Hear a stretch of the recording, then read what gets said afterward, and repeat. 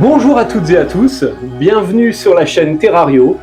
Il y a quelque temps, je vous avais proposé un petit sondage où je vous demandais quels sont vos poissons préférés entre les kilis, les cyclidés, les guppies et les bêtas. Et j'ai été agréablement surpris de voir que les kilis sont sortis en numéro 1. D'ailleurs, je remercie les 400 personnes qui ont participé à ce sondage. Vous voyez, j'en fais quelque chose de ces sondages, puisque aujourd'hui, je vais vous montrer comment on a aménagé cet aquarium pour des kilis, des gardneries en l'occurrence. Alors, je vous avais déjà proposé un tuto en 2 parties sur les kilis, où je vous expliquais comment aménager un aquarium de reproduction, et puis dans la deuxième partie, c'était plus présentation de différentes espèces de kilis. Donc si vous ne l'avez pas vu ou si vous souhaitez le revoir, n'hésitez pas à regarder à nouveau ces vidéos. Aujourd'hui, en complément de ce premier tuto, avec mes amis de la Société d'aquariophilie de Montréal, dont je fais partie, on a, lors d'une exposition, aménagé cet aquarium qui est un bac de grossissement pour des kilis. Donc je vais vous présenter ça tout de suite dans ce tuto.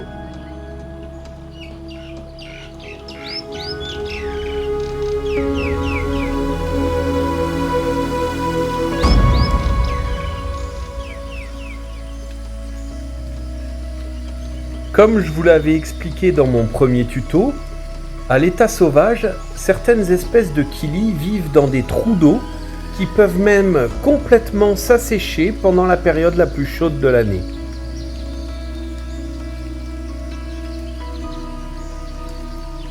C'est ce type d'environnement que j'ai essayé de recréer ici dans cet aquaterrarium de 90 cm de long pour un couple de gardneries.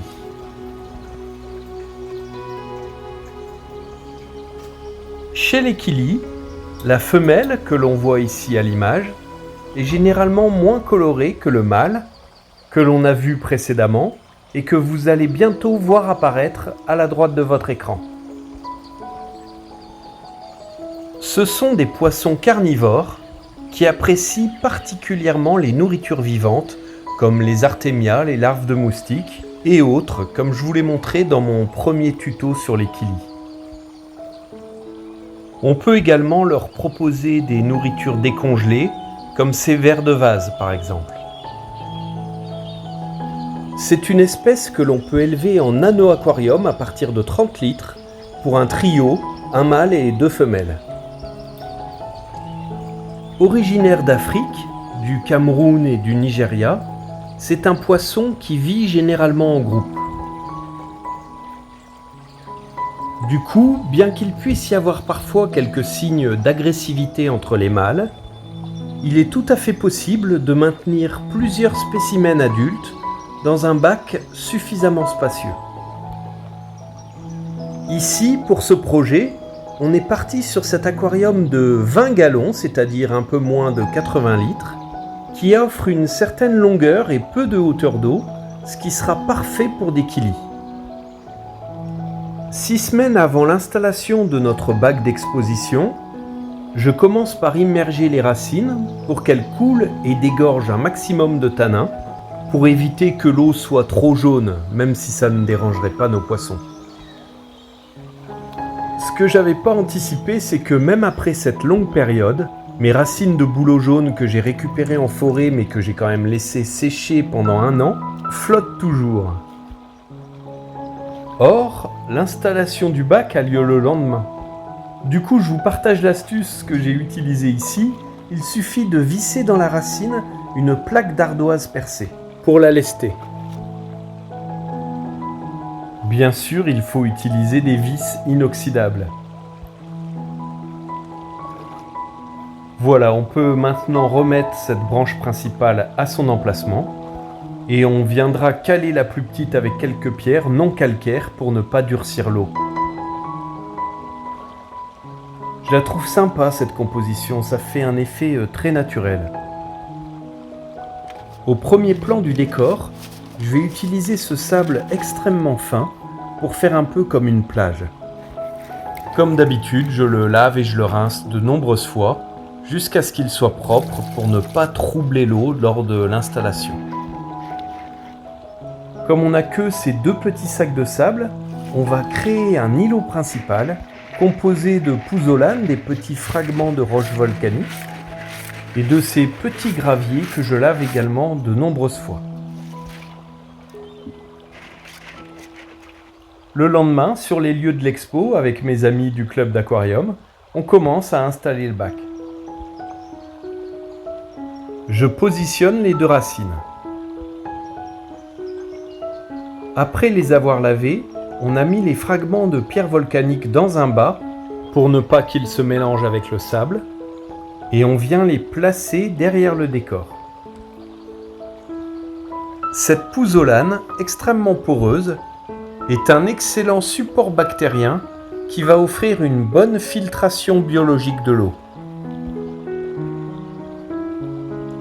Je place maintenant le gravier autour des branches pour créer comme une petite colline. Comme on va mettre dans cet aquarium une douzaine de poissons, je laisse un emplacement dégagé et caché à l'arrière de la racine, ici à droite, pour pouvoir venir y placer un petit filtre intérieur. Le Gardneri est un bon candidat pour un bac low-tech. C'est-à-dire qu'on pourrait très bien ne pas avoir de filtre dans l'aquarium, à condition d'avoir peu de poissons et beaucoup de plantes pour absorber les nitrates. De plus, comme il apprécie une eau entre 20 et 24 degrés, si, comme ici, la température de la pièce le permet, il ne sera pas nécessaire de mettre un chauffage. Je termine ici la disposition du sable blanc au premier plan, autour de notre îlot. On peut maintenant commencer à remplir le bac, ici avec de l'eau récupérée dans des aquariums déjà cyclés, et notamment de l'aquarium des poissons que l'on va acclimater tout à l'heure. D'ailleurs, je remercie Louis et Denis d'avoir ramené cette eau, Hugo pour l'aquarium, et puis Ferdinand pour le filtre intérieur. Avant de finir le remplissage, je vais coller un peu de mousse de java sur les extrémités de nos branches. L'objectif est qu'elle se développe jusqu'à la surface, afin qu'elle puisse offrir un refuge pour les futurs alevins, pour qu'ils puissent échapper à la prédation des adultes. Encore une petite astuce, la bonne technique, ça n'est pas de mettre la colle superglue directement sur la racine, mais plutôt sur la mousse et d'appliquer ensuite celle-ci sur le bois à l'endroit qu'on souhaite. Ça évitera les risques d'avoir des traces de colle blanche visibles sur la racine. J'ai récupéré dans mes autres aquariums un maximum de plantes à croissance rapide, particulièrement peu exigeantes en ce qui concerne le sol et l'éclairage. Pour la plantation, je vous recommande d'utiliser une longue pince bien rigide. D'ailleurs, je tiens particulièrement à remercier Aquadesign parce que ils m'ont offert les différentes pinces que j'utilise notamment dans cette vidéo. Et puis, ils m'ont offert aussi, pour soutenir la chaîne, c'est vraiment super sympa, ils m'ont offert aussi ce kit d'aquascaping avec le logo Terrario directement sur les différents outils. Donc voilà, ça me fait super plaisir, c'est vraiment super sympa de leur part. Et puis, pour vous, ils font aussi quelque chose. Ils vous proposent 20% de réduction avec le code Terrario. Donc, n'hésitez pas à aller voir ce que propose Aquadesign sur leur site. Je mettrai de toute façon le lien dans la description. D'ailleurs, ces pinces sont également très pratiques en terrariophilie pour enfoncer profondément les racines des plantes dans le substrat, comme je vous l'avais déjà montré dans d'autres vidéos. Pour un rendu encore un peu plus biotope, naturel, comme au fond d'une rivière, j'ajoute des morceaux de bois et des feuilles que j'avais également immergées longtemps à l'avance pour qu'elles coulent et dégorgent leurs tanins. Ces feuilles de catappa vont notamment permettre d'acidifier l'eau, puisque les Gardneri apprécient une eau acide et douce. J'ajoute également quelques feuilles de chêne. Pour faire une petite coupelle au rendu très naturel, je casse une noix de coco avec un marteau pour que la découpe ne soit pas nette. Cette petite coupelle de nourrissage permettra de récupérer plus facilement la nourriture, comme les vers de vase par exemple, si jamais ils n'étaient pas consommés rapidement. Comme ces kilis apprécient une lumière tamisée, j'ajoute des plantes flottantes qui permettront de conserver une partie de l'aquarium dans le sombre. Ça y est, notre aquarium d'exposition est prêt. On va pouvoir maintenant acclimater les poissons en ajoutant très progressivement de l'eau du bac dans leur seau. Pendant ce temps, on finit de remplir l'aquarium jusqu'en haut.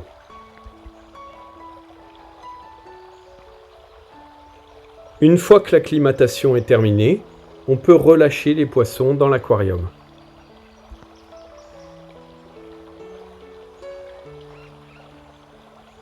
Une particularité des kilis, c'est qu'ils sont d'excellents sauteurs. Il sera donc indispensable de mettre un couvercle sur l'aquarium pour éviter qu'ils sautent en dehors du bac. Même au moment du nourrissage, il faudra être vigilant parce que ça m'est déjà arrivé d'en avoir un qui saute par terre. Cette faculté leur permet dans la nature de pouvoir passer d'une flaque à l'autre lorsque le niveau d'eau s'abaisse. Waouh, je sais pas ce que vous en pensez, mais ces poissons sont vraiment magnifiques avec leurs petites taches rouges. Dans un bac 100% low-tech avec ces poissons, l'éclairage n'est même pas obligatoire. Une fenêtre ou l'éclairage central de la pièce peut être suffisant, à condition d'avoir des plantes particulièrement peu exigeantes en lumière. Ici, on voit que notre plante flottante, la Salvinia, permet de conserver un endroit plus sombre. Avec la lumière, la mousse de Java va rapidement pousser jusqu'à la surface. Voilà, notre stand de la Société d'aquariophilie de Montréal est prêt à accueillir le public, avec cette reconstitution en aquarium du fond d'une mare pour des kilis. N'hésitez pas à me dire ce que vous pensez dans les commentaires de ce type de décor.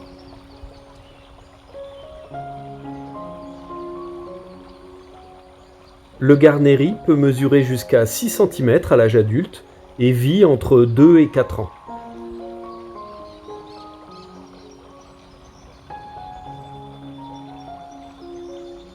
Même si ça n'est pas un bac de reproduction, il est quand même possible d'y ajouter un mop comme support de ponte. Je vous avais montré comment en faire un dans mon premier tuto sur les kilis. N'hésitez surtout pas à le regarder. Finalement, comme j'ai trouvé ce décor plutôt sympa, j'ai eu la possibilité de garder l'aquarium même après l'expo, au moins pour quelque temps.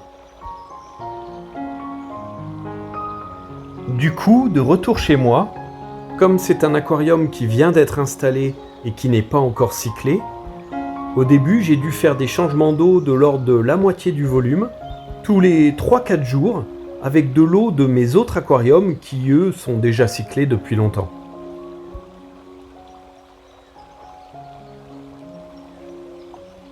Bien sûr, dès le lendemain, l'eau qui était un peu trouble est maintenant parfaitement transparente. Également pour atténuer à tout prix le pic de nitrite, puisque j'ai déjà des poissons dans l'aquarium, j'ai fait couler les masses filtrantes chargées en bactéries de mes autres aquariums dans le filtre de ce nouveau bac. Mais bien sûr, normalement, il aurait fallu attendre 1 mois avant de pouvoir y mettre les poissons. Heureusement, avec mes changements d'eau très réguliers les 5 premières semaines, tout s'est très bien passé, je n'ai perdu aucun poisson. En plus des nourritures vivantes dont je vous ai parlé précédemment, ces individus apprécient particulièrement ces petits granulés à base d'insectes. Et encore plus surprenant, ils acceptent même de temps en temps les paillettes pour poissons. Mais c'est loin d'être le cas habituellement pour les kilis.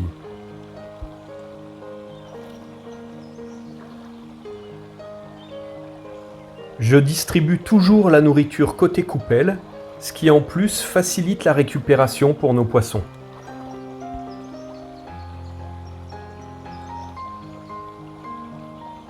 Il est préférable de maintenir vos kilis en bac spécifique, c'est-à-dire de ne pas les mélanger avec d'autres espèces, notamment pour éviter la compétition alimentaire. Le Gardneri est particulièrement apprécié pour son comportement vif et ses couleurs éclatantes.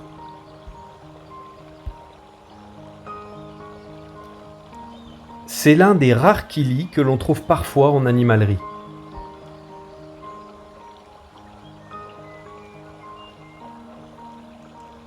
Pour manger les éventuels excès de nourriture et végétaux en décomposition, c'est toujours bien d'ajouter des planorbes dans l'aquarium.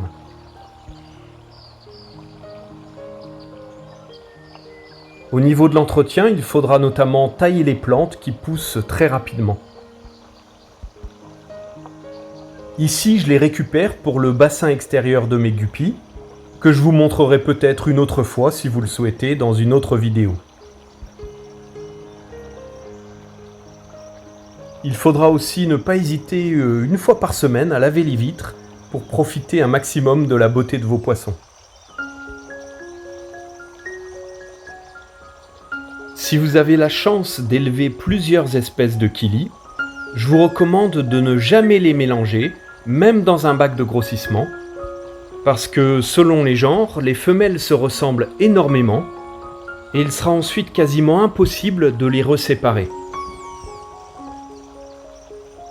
Et en plus, vous risquez d'avoir de l'hybridation.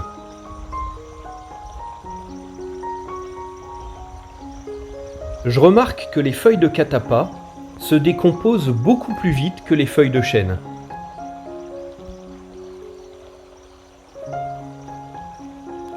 Bien sûr, ces petites particules de végétaux vont venir se déposer sur le sable blanc comme dans la nature. Les planorbes vont en manger une partie, et puis vous pourrez aussi en siphonner lors des changements d'eau pour garder votre sable plus propre.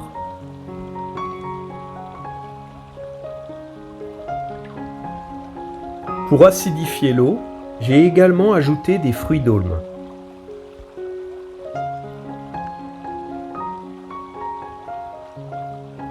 Du coup, cet aquarium me sert aussi maintenant de bac d'élevage d'escargots pour nourrir mes tétraodons nains.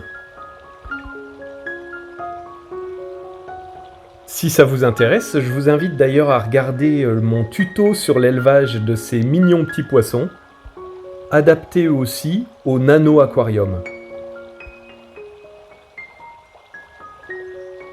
Au niveau de l'entretien, en plus du nettoyage des vitres, je fais maintenant un changement d'eau toutes les 2 semaines, avec de l'eau de pluie. Il ne faut pas utiliser de l'eau du robinet, même reposée, parce qu'elle est bien souvent trop dure pour des kilis.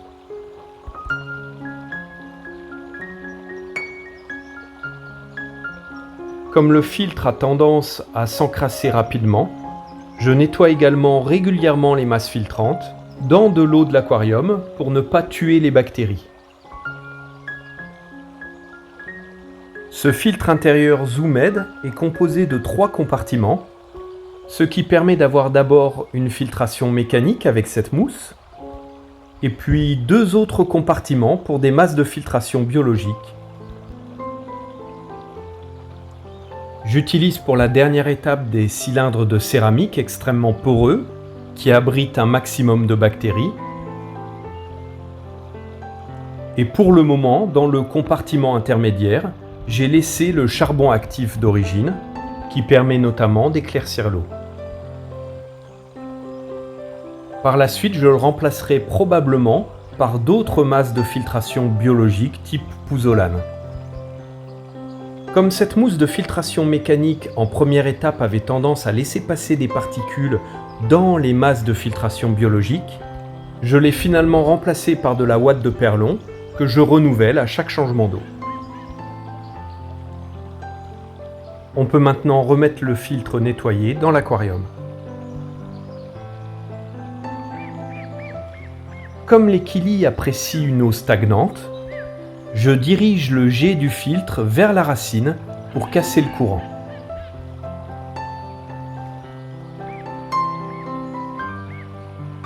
La reproduction du Gardneri est particulièrement facile. Le couple va frayer dans le mop ou dans les plantes. Pour plus de réussite, il est possible de récupérer les œufs dans les fibres de laine synthétique du mop et de faire grandir les alevins séparément dans des petits aquariums nourris au Nopli d'Artemia, comme je vous l'explique dans mon tuto sur la reproduction des killis.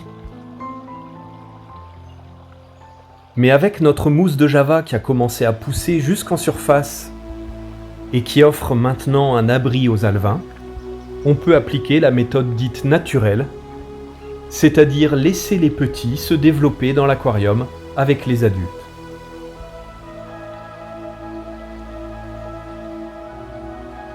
Ils se débrouilleront pour trouver eux-mêmes leur nourriture et grandir.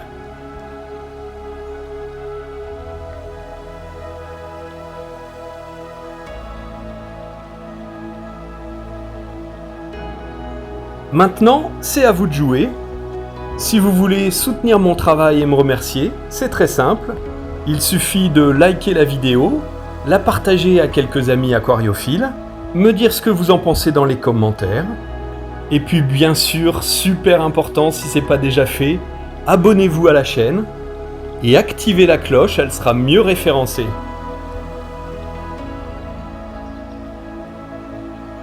Et puis, si vous avez envie d'encore plus soutenir la chaîne et de m'aider à la faire progresser, vous pouvez faire un petit don en cliquant sur Merci pour contribuer à mes prochaines réalisations.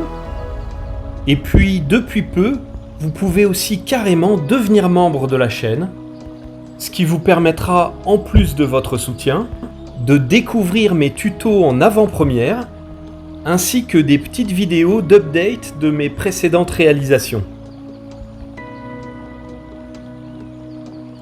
Et puis je vous rappelle que je vous ai obtenu 20% de réduction chez Aquadesign avec le code promo Terrario. Alors n'hésitez surtout pas à en profiter pour vous faire plaisir ou pour un cadeau, pourquoi pas.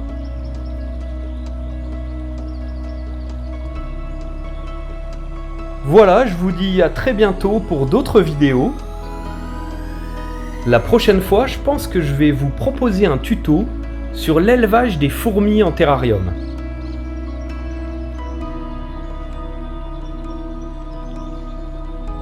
Merci à toutes et à tous pour votre soutien. Au revoir.